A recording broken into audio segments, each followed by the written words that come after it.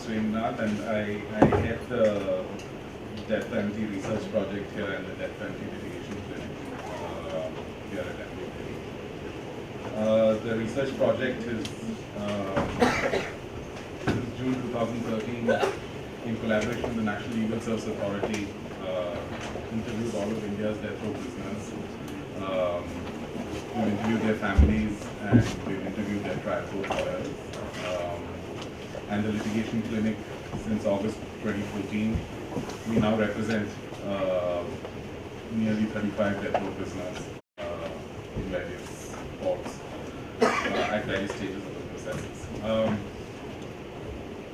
What I'm going to talk about today is, I'm not going to focus too much on what we have found through these interviews and things of that sort, and I'll talk about that if it comes through any of the questions or clarification that any of you have. What I'm basically going to do today is sort of take you through the sort of very problematic sentencing practices that the courts have adopted and look at the Supreme Court on why the current state of death penalty sentencing is completely crisis-ridden and is unreliable, and we really need to worry about the state of that legal discourse. One, and secondly, in the second part, I'll take you through the sort of very important developments in procedural reformation of how the death penalty has been administered, and through that I'll take you through the issues that remain to be settled after Shatrughan Chauhan, Mohammad Arif, and Surinder Kohli's case, Allahabad High Court, and recently the case of Shabnam versus I think all of you must be very familiar with the critique of the Supreme Court that it is inconsistent in the application of the rarest of the rare doctrine, and I think that inconsistency is as much doctrinal as it is inconsistency arising out of application on a case-by-case basis. And I think it's the problem of doctrine that's fundamentally problematic, and I think the subsequent problem that we're not applying it consistently comes later, because I don't think now the court is very clear about, and neither are the judges very clear about what is the test, right? And of course, the moment you raise this question, everybody says, of course, the test is the rarest of the rare doctrine and Bachan Singh, but what does it really mean? And what does rarest of the rare doctrine mean in Bachan Singh, and how has it been applied? How has the doctrine been understood in the subsequent cases after Bachan Singh? As all of you are aware, in Bachan Singh, they drew up this framework and they said, and I think there's a very foundational misconception of what rarest of the rare means. In Bachan Singh, rarest of the rare was never meant to, the phrase was never meant, and if you read it very closely, is never meant to indicate a rare, heinous crime. The rarity of what is being referred to in Bachan Singh does not refer to how gruesome, it does not attach itself to how gruesome the crime is or how rare that kind of crime is. That's not what the test of rarest of rare is.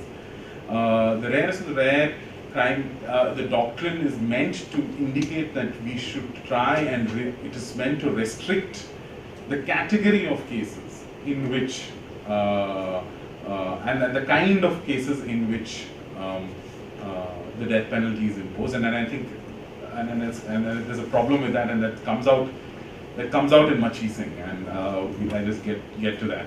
Now in Bachan Singh, again there are list of aggravating circumstances and a list of mitigating circumstances, and the question perennially has been, and courts have grappled with this in terms of what is to be given priority, and I think in Bachan Singh it's quite evident that it is an act of balancing and not merely an act of saying there are 5 aggravating circumstances but there is only 1 mitigating circumstance and therefore the death penalty has to be given. No, it's not meant.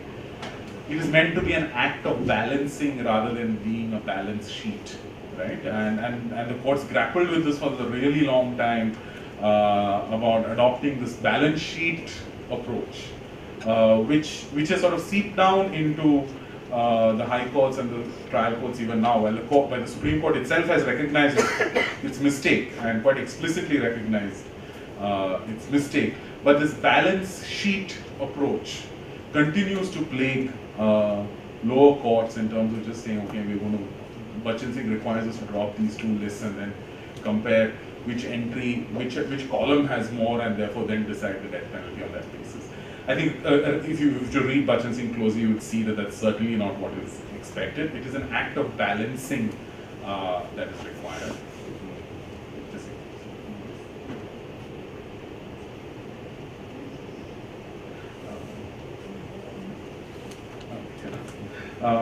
So that's and I want to highlight a couple of factors that they do say are mitigating, right? Now, factors 3 and 4 in paragraph 204 of the Banupatra version, you will see those are two factors on which the obligation is placed on the state, right? The first obligation is that the person in question is a continuing threat to society, right? And that obligation is placed on the state. The state has to prove, if the state is asking for the death penalty, the state has to show the court that the person in question is continuing to be a threat to society, right? It is not, the obligation is not on the prisoner to say that he or she is not a threat to society anymore. The state has to show it, right? Similarly, the state also has to show, right, that there is no question of reformation and rehabilitating this person, right?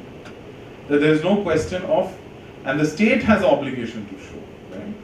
Now, and this has been, these two factors have been completely ignored in the jurisprudence of the court, that there is no demand made on the state to show any of these two things, right? It is, we are so caught up in the gruesomeness of the crime and what sort of collective conscience of the society and shocking the collective conscience of the society, we are caught in that framework, that nobody has really paid any attention to these two factors until a recent there was a recent judgment of the Delhi High Court in Bharat Singh, where a welfare officer was appointed to go and determine if Bharat Singh, who is about 65 years old now, continues to pose a threat to society. He's convicted and sentenced to death for rape and murder of a minor. So Justice Muralidhar asked a welfare officer to be sent to look into this. Now, how do we? Now the problem with this framework, with what Bachchan Singh laid down, became, I think Machi Singh started off in 1983. Machi Singh started off the problem, right? It started this whole process, which would take up until 2009 and coming in Santosh Barya to really recognize. So about 20 odd years, 26 years, there's then errors being committed on how this framework is being applied, and what happens in Machi Singh. And Machi Singh, in Machi Singh, you see these, what is being imagined as a very relative category, right? It is saying you have to look at various circumstances, you look at special circumstances, you look at mitigating circumstances, you look at aggravating circumstances. Clearly in Bachchan Singh, they avoided trying to lay down a set category of crimes for which death penalty would be given, right? They avoided that. It is very clear they don't want to go down that road and say, these are the categories of crimes for which we will give the death penalty. But that is exactly what is done in Machi Singh, right? In Machi Singh, 5 categories are drawn up, right? 5 categories of murders are drawn up, and you can go through those 5 categories. And they say, and now there is a sort of concretization of the categories of crimes for which the death penalty must be given, which is something that the Constitution Bench in Bachchan Singh has sought to avoid by building this very relative framework that the crime in that the question of deciding whether death penalty must be given for a certain crime and to a certain prisoner is very much a relative exercise. There is no question of drawing up a category and saying that we are going to remove discretion of judges by saying that these are the categories or the 5 categories of crime to which death penalty must be given. And then we move to Ravji, where then this misunderstanding is complete, right? In Ravji, it is held that in 1996 that it is only the circumstances of the crime that are relevant and not that of the criminal, right? And that completes this misunderstanding that started with Machi Singh, right? Of focusing only on the crime and no longer on the prisoner, and saying that you need to look at the circumstances, the brutality, the gruesomeness of the crime to determine whether the death penalty is given. And it is not relevant really to look at the circumstance of the criminal. Now, in complete contradiction to what is being laid down in Bachchan Singh, right? Now, you must understand that the problems of these problems are not limited in that sense to the Supreme Court, right? These seep down, and Ravji continues to be even cited today by trial court judges while sentencing people to death, right? While the court itself, and we'll come to those cases, while the court itself has said Ravji is per impunity, right? And I think the Supreme Court sending these conflicting messages is not problematic of cases being inconsistent in the Supreme Court. It is problematic because it is used in a vast majority of cases in courts below. Right?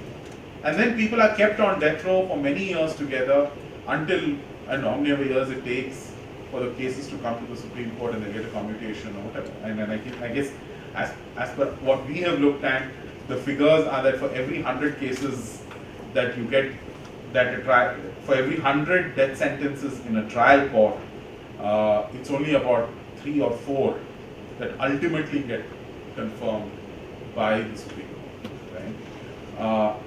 And that is not to say that the system is working, right? It is proof that the system is broken, right? It is proof that people are kept on death row unnecessarily for very long years, merely because we haven't sorted out the legal framework and the legal doctrine with sufficient clarity, right? So now in Ravji you have this position being taken, right? That it is a criminal that needs to be that needs to be the focus. The crime that needs to be the focus in death penalty sentencing and no longer the criminal. Now, in starting with Swami Shraddhanand and Santosh Bariyar, and finally culminating in Sangeet, right?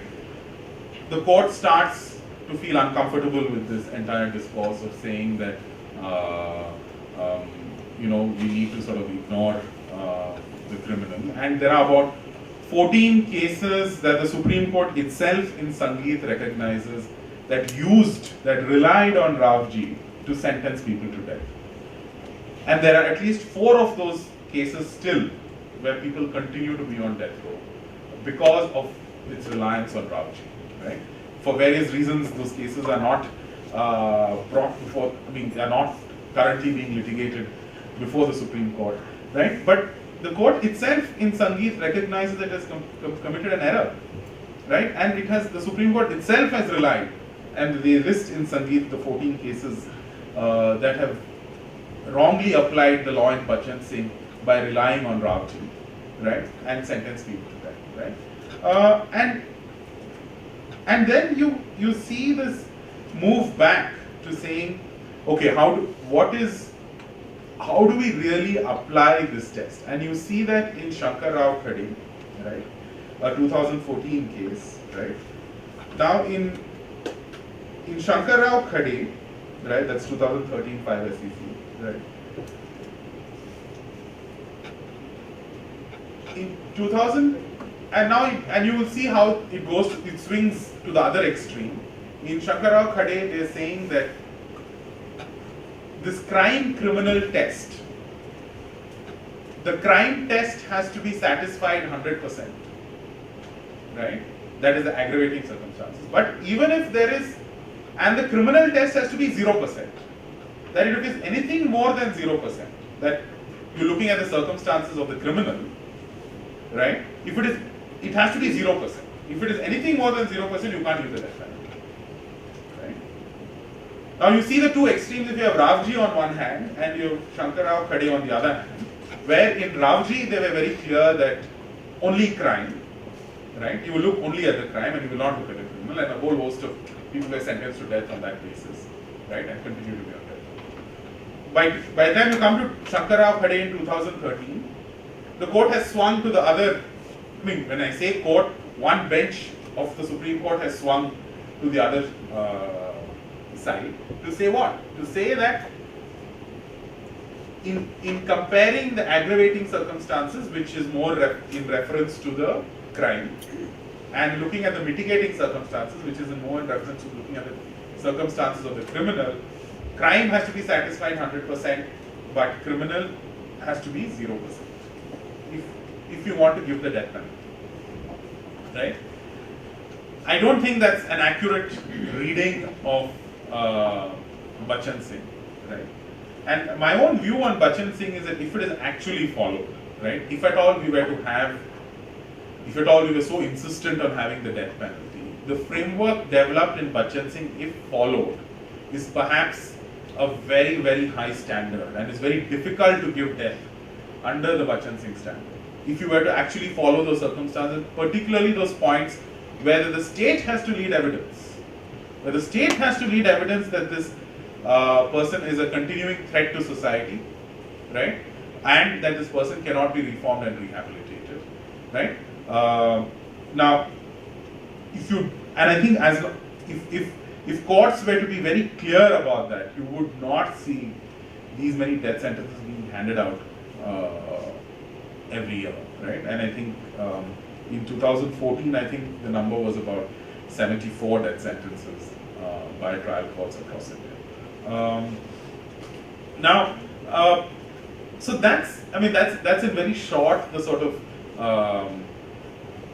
doctrinal inconsistency in what the Supreme Court has developed on giving the death penalty. And this is not talking about similarly situated cases where in one case it's a rape and murder of a minor and the court has given death, and in another rape and murder of a minor the court has not given death. I am not on those steps. And that is a very, very large category of cases where on such comparisons, on facts, you will see that the court is inconsistent. What I've been talking about so far is doctrinal inconsistency by different benches of the Supreme Court. And of late you don't, Shankar Rao Khade is 2013, but in subsequent decisions of the Supreme Court confirming death sentences, you don't see Shankar Rao Khade being applied, right? In all, the current Chief Justice, probably has given more death sentences than any other Chief Justice in the history of this country by confirming death sentences for 10 persons since he's become the Chief Justice, right? There is no use of Shankar Rao Khade and I think it has become now doctrinal cherry picking in the Supreme Court, right? If it goes before, clearly before somebody like Madan Lokur, you would get a very, very different approach doctrinally. And I'm not on, again, I keep repeating this, I'm not on inconsistency arising out of facts. I'm not on that. I'm just on doctrine. There seems to be a far deeper problem within the Supreme Court on what the court is doing in terms of when it says it can apply the death penalty and when it can't apply the death penalty, right? So a bridge between this and the next part that I wanted to talk about is in limine dismissals of SLPs in the Supreme Court. In terms of, now I just want to move to reforming the processes which are used to sentence people to death and execute people. While I move, the bridge I want to use is in limine dismissals in the Supreme Court. Surely under Article 136, the court has the power to decide which SLPs it will admit and which SLPs it will not admit. But in the last decade or so, in about 10 cases, the court has dismissed appeals, SLPs in limine, and that is highly problematic, right? That the Supreme Court refuses to hear the appeal of a death row prisoner. And that becomes problematic given if you look at the kind of ridiculous SLPs that it does admit, right? Well, clearly the court has the time and the inclination to hear all sorts of other SLPs, which is not worthy of a constitutional court, right? It boggles the mind as to why certain judges who take the position that death penalty SLPs will not be admitted, right?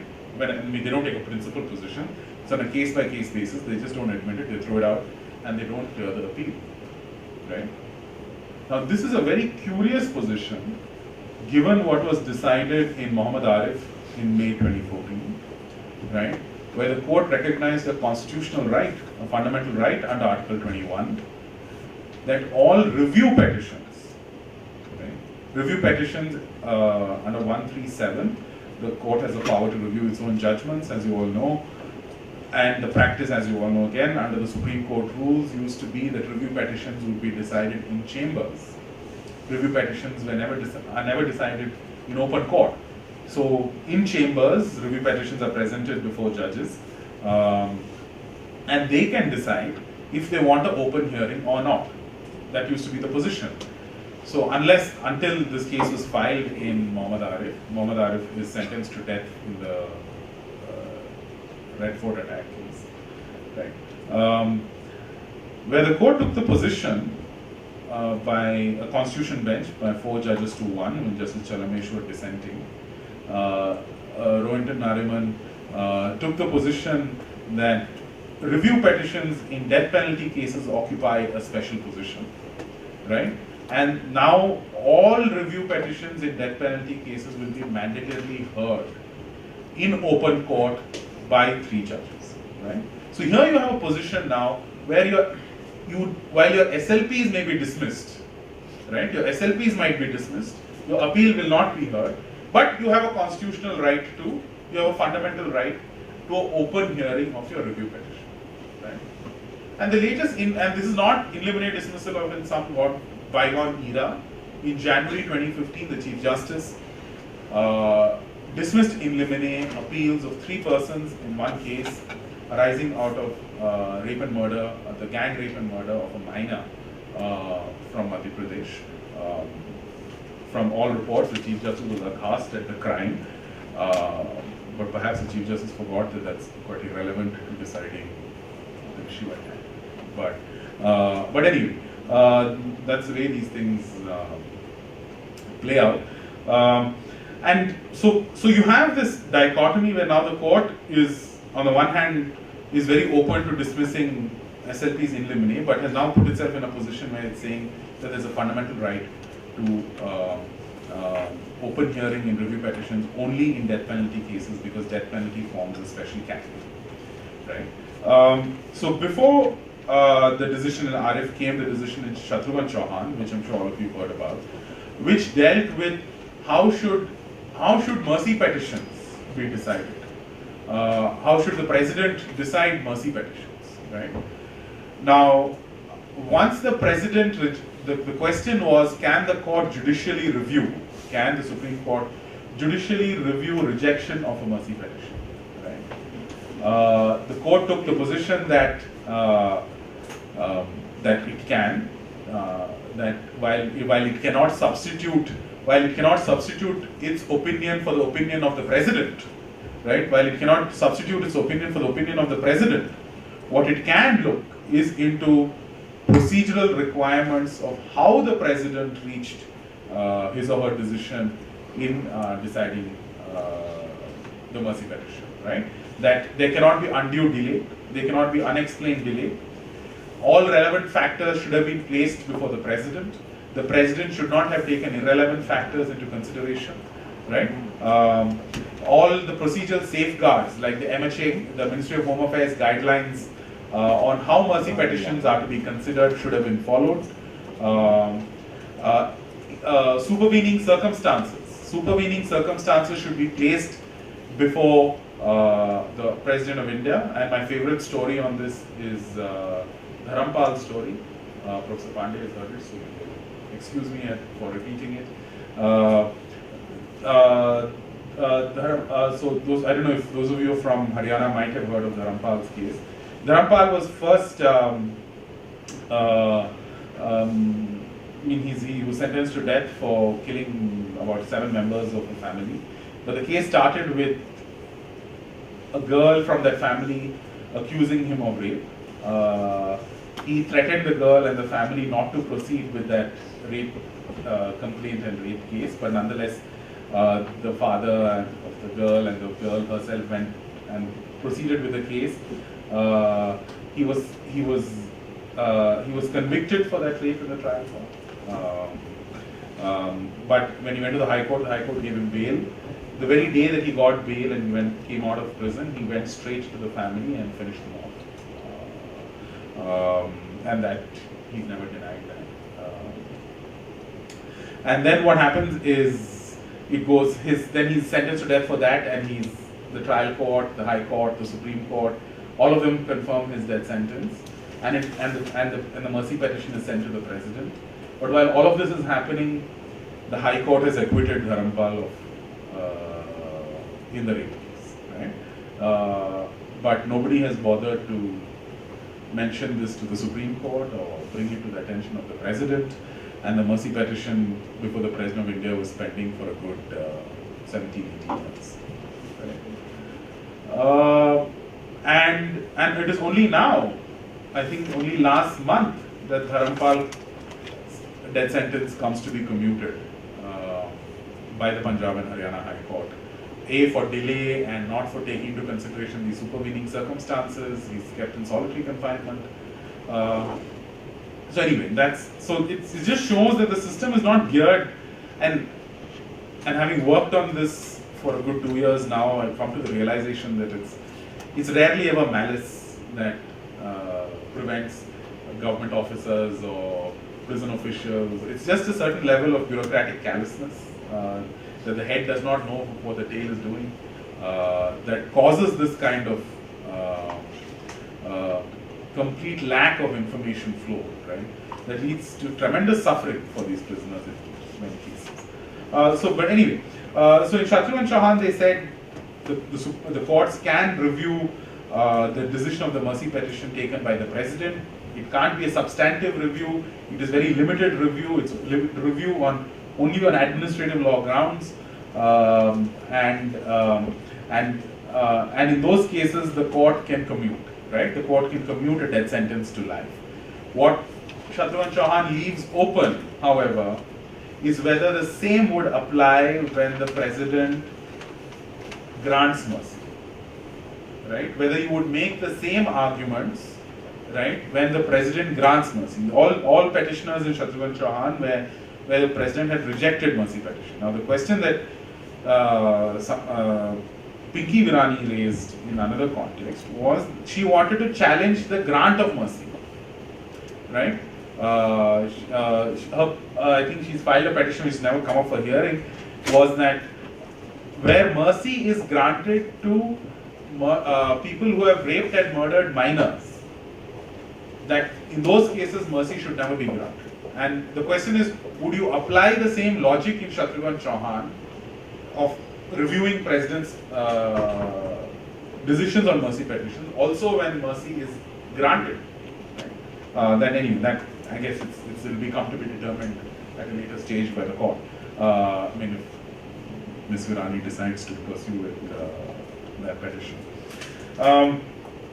And then they lay down guidelines very strictly so that what happened in Afzal Guru's execution will never happen again, right? It was, I think, completely unacceptable in a rule of law society about the manner in which Afzal Guru was executed in secrecy. and the court lays down a whole bunch of guidelines on the last meeting, the intervening period between the death warrant being issued and when the execution can be carried out, last meeting of the family, time for the prisoner to finish, to tie up what they call as earthly affairs, that there must be legal aid, given to the prisoner while the mercy petition is being drafted, and not the completely pointless exercise that is done these days. I mean, the jails just send out this format. They have a typical format of a mercy petition. All that they do is they enter the prisoner's name and just send it off. That's what's done. Nobody really advises death row prisoners on what to put in the mercy petition, what not to put in the mercy petition. So the whole host of guidelines in Shatrughan Chauhan on these issues, on what is to be done, what are the guidelines, when the mercy petition is rejected, what is to be done after that. And their last guideline is quite interesting and quite macabre, to be honest, where they say that after you hang, if anybody is hanged to death, there must be a post-mortem conducted to determine if the person died by breaking of the neck or by asphyxiation. Right? I guess it is, I don't know, I mean, it is interesting to think of why the court would put that in. I guess it is for the court to see at a much later stage whether hanging is a cruel and unusual punishment. Right? People die more of asphyxiation rather than breaking of the neck. Right? So anyway, so that's, and then you come, and that's in January 2014. In May 2014 is Mohammad Arif. In Mohammad Arif, as I said, the review petitions are in play. Then they establish this fundamental right. And then, and interestingly, all the cases that have been now filed, so far that have been filed under Mohammad Arif, they also said that when review petitions have been previously been dismissed, where review petitions have been previously been dismissed, they can still be brought back for open review. But to this day, the court has heard about 3 review petitions post Mohammad Arif, in none of which the petitioners have been successful. Interestingly, in Mohammad Arif, they also said that if your curative petition has been dismissed, right? In all the cases where the prior cases where the review petitions have been dismissed, they said, however, if you went ahead and you have filed your curative and your curative has also been dismissed, you will not get the benefit of Mohammad Arif, right? You cannot come back and then ask for your review petition to be heard in open court, right? So it so happens that Mohammad Arif, that applies only to Mohammad Arif, and the 4 other petitioners in that case get the relief except for Mohammad Arif, right? Then we come to the third important case is that of Surinder Kohli's case in the Allahabad High Court, the writ petition that was filed in the Allahabad High Court after Surinder Kohli's mercy petition is rejected, on the guidelines that must be followed when a death warrant is to be issued. Now, what is a death warrant? A death warrant is when the sentencing court issues a warrant determining the day and date of when the prisoner is to be hanged. The exact date and time and is determined in a death warrant. The practice used to be that the prisoners never used to be given notice, they never used to be taken to court, they were never represented in these death warrant hearings. It used to be done very mechanically. So Justice Chandrachud in his judgment said that natural justice has to be followed in this. Prisoners have to be given notice, they have to be given legal aid if they do not have a lawyer, even in a death warrant hearing, right? That these guidelines have to be followed even at that stage. You can't argue that death row prisoners do not have any rights at that stage, that the rights inhere in them even till the very end, right? So, and this judgment of the Allahabad High Court received the approval of the Supreme Court in Shabnam and Salim's case a few days back, right?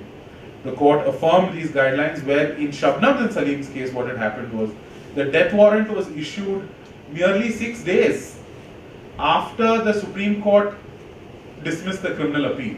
The judgment of the Supreme Court in their criminal appeal came on May 15th. the death warrant was issued on May 21st by the Sessions Judge in Amroha, asking that they be executed as soon as possible without prescribing any date or time. It only said execute them as soon as possible.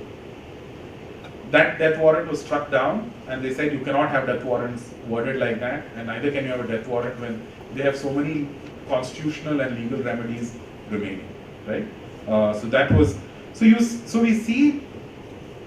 So we see the court on the one hand grappling with this, and in essence what I want to say is, on the one hand you see the court grappling with this doctrinal inconsistency, and on the one hand you see the court taking very progressive steps to reform the process by which the death penalty is administered, at least in the later stages, right? Without really grappling with, without ever really settling its doctrinal problems, right?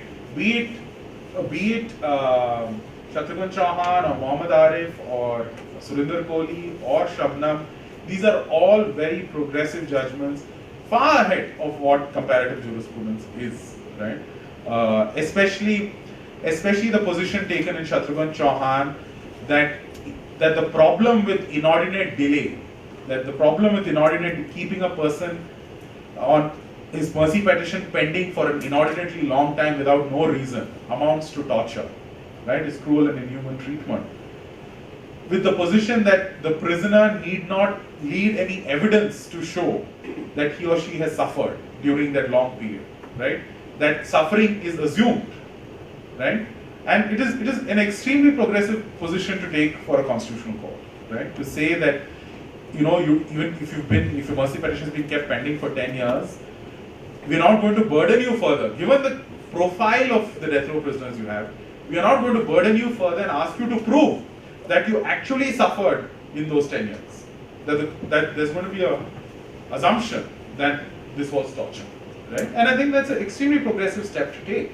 But unfortunately, we don't see this zeal for reform in a doctrinal sense within deciding this rarest of the rare framework and the exact terms by which the rarest of rare doctrine must be applied.